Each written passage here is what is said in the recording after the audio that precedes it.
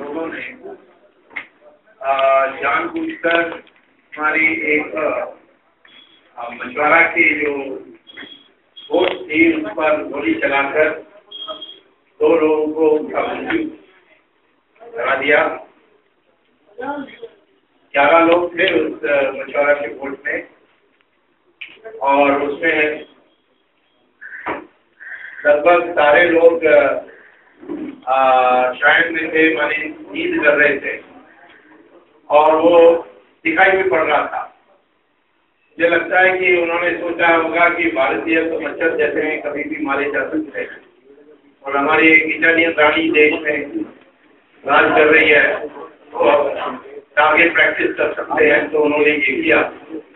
क्योंकि उपचुनाव हो रही है इस केंद्र में एर्नाकुलम कोचिन के पास एक कॉन्स्टिट्यूंसी में जहाँ जनता पार्टी के कैंडिडेट खड़ी है और इस जनता पार्टी के कैंडिडेट के जो वोट मिलेंगे उसके आधार पर कांग्रेस हार सकती है और कांग्रेस हारेगी तो केरल की गवर्नमेंट गिर जाएगी क्योंकि उसकी मेजॉरिटी 1 वोट की है।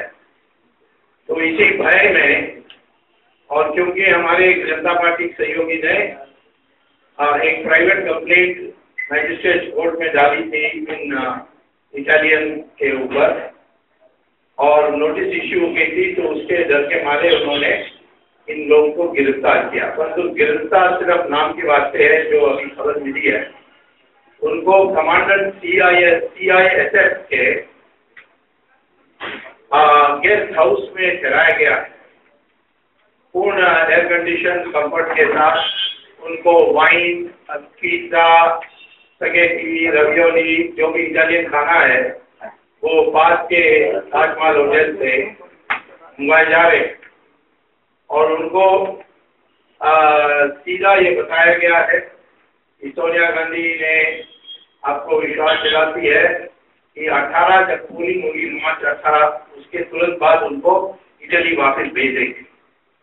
लेकिन उन्होंने अपराध किया है, हत्या की अपराध की है, मासूम मछुआरों के ऊपर गोली चलाकर, और इसीलिए उनको सजा मिलनी चाहिए और इसमें डिप्लोमेटिक इम्यूनिटी कुछ चलती नहीं है। वियना कन्वेंशन को कोई भी पढ़ेगा तो जानता है। तो मेरा मांग है कि इन लोगों को 302 धारा 302 पर IPC में इनके ऊपर केस चलनी चाहिए और उनको मृत्यु दंड देनी चाहिए। एक बात ये कहना चाहता हूँ, तो इसीलिए इम्पोर्टेंट है क्योंकि हमारे देश आज शाम को मैं प्रभु सत्ता के बारे में बोल रहा हूँ। हमारे देश की प्रभु सत्ता के साथ ऐसे खिलवाड़ भी हो सकती है क्या? दूसरा है कि मैं इस हफ्ते शुक्रवार तक सुप्रीम कोर्ट में या हाई कोर्ट में अभी फैसला नहीं की मैंने। इन दोनों हाई कोर्ट से जो जज श्रेणी ने चिदम्बरम पर उन्होंने जो ऑर्डर दिए उसके विरुद्ध में अपील करने वाला हूँ और जैसे मैं फाइल करूंगा बार बार तो बता ही दूंगा दीजिएगा। तीसरा है कि इस हफ्ते मैं एक क्योंकि मैंने सुप्रीम कोर्ट में जीत हुई थी वो सैंक्शन मामले में और जज ने अब स्पष्ट कर दिया, सुप्रीम कोर्ट ने स्पष्ट कर दिया है कि सैंक्शन इंक्वायरी शुरू कराने की जरूरत नहीं है। तो इसलिए मैंने एक 400 पन्ने की एक कंप्लेंट तैयार की है कि बोफोर्स मामले में सोनिया गांधी की जांच हुई नहीं थी और इसीलिए CBI एक FIR रजिस्टर करके सोनिया गांधी पर बोफोर्स में उनका हिस्सा क्या था ये जांच करें। ये मैंने इसीलिए किया क्योंकि स्विट्जरलैंड से जो वहाँ प्रोसिक्यूटर था बोफोर्स के मामले में उसने ये कहा कि मुझे बड़ा आश्चर्य होता कि हमें सोनिया गांधी को पूछताछ करने के लिए मौका सरकार ने नहीं दी। तो ये अधूरा रह गया है इन्वेस्टिगेशन बोफोर्स का। तो इसलिए इस हफ्ते CBI को मैं अपना कंप्लेंट दूंगा और उसका भी विवरण बाद में प्रेस को दूंगा। और आखिर में इस साल जुलाई तक कई राजनीतिक परिवर्तन हो सकती है। इलेक्ट्रॉनिक वोटिंग मशीन में फ्रॉड नहीं होगा और फ्रॉड नहीं कर पाएंगे तो मैं समझता हूं कि कांग्रेस चौथी नंबर पर होगी, 30 सीट से कम मिलेगी और उसके बाद राष्ट्रपति चुनाव का प्रक्रिया शुरू हो जाएगी, जिसमें एक संयुक्त विपक्ष के कैंडिडेट खड़ा होने की प्रयास शुरू हो गई है। और उसके बाद मैं समझता हूं कि जो अपराधी हैं CWG में या 2G में या और जो अनेक एयर इंडिया का घोटाला है, ये सारे घोटालों के लिए एक सुविधाजनक स्थिति पैदा हो सकती है और मध्यावधि चुनाव इस साल के अंत तक आ सकती है। देखिए, मैं तो पहले समझता हूँ कि जवाहरलाल नेहरू ने हमारे देश में देश के साथ ऐसी गद्दारी की जिसको आज भी हम भुगत रहे हैं। कश्मीर को यूनाइटेड नेशन में ले जाना, चाइना के बारे हम लोगों को गुमराह करना, सोवियत इकोनॉमिक मॉडल डाल करके हमारे देश में भ्रष्टाचार की प्रक्रिया शुरू कर देना और इस प्रकार के कई और हमारे देश की को नुकसान दीर्घकालीन के लिए नुकसान पहुंचाने के लिए जवाहरलाल नेहरू ने की।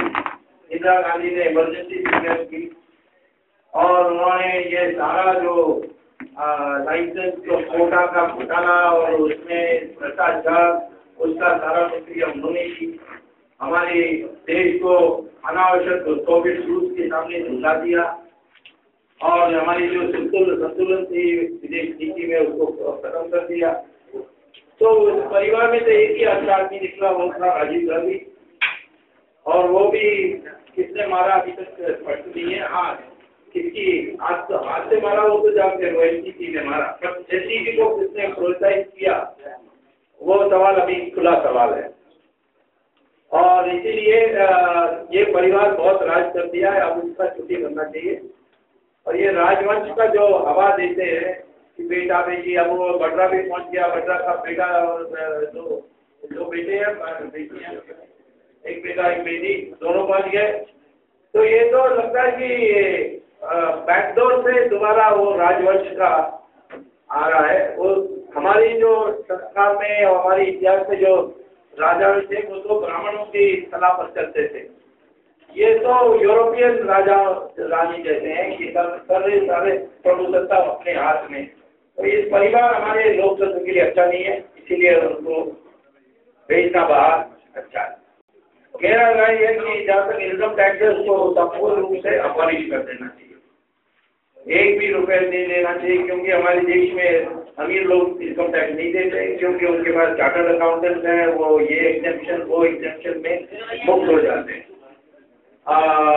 धीरूभाई अंबानी ने 1 रुपया इनकम टैक्स 1996 तक दिया नहीं था, और बिरला तो 18,000 रुपया ही देते थे इनकम टैक्स।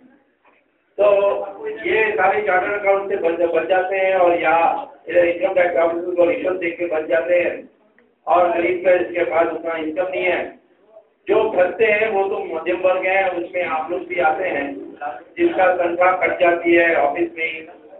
तो इसीलिए मैं चाहता हूँ कि हमारे देश में भ्रष्टाचार से मुक्त कराने के लिए एक कदम अनिवार्य है, वो है इनकम टैक्स को। फुल प्रूफ प्लान यही है कि सारा देश सनातन धर्म मान ले, सनातन धर्म माने कि समाज में प्रतिष्ठा धर्म के आधार पर नहीं होगी, त्याग के आधार पर होगी। इसीलिए हमारे ऋषि मुनियों बड़े साधारण जीवन रहते थे। महात्मा गांधी भी एक कटोरी पहन के घूमते थे तो हम वीडियो से जाते थे। सोनिया गांधी ने भी तो त्याग करा। सोनिया गांधी ने क्या त्याग किया बताइए? प्राइम मिनिस्टर है, वो तो 420 है, तो आप लोग उसको हजम कर ली, मैं क्या करूँ। और राहुल गांधी के बारे में एक ही विचार है कि वो बुद्धू है और ज्यादा कोई विचार नहीं है।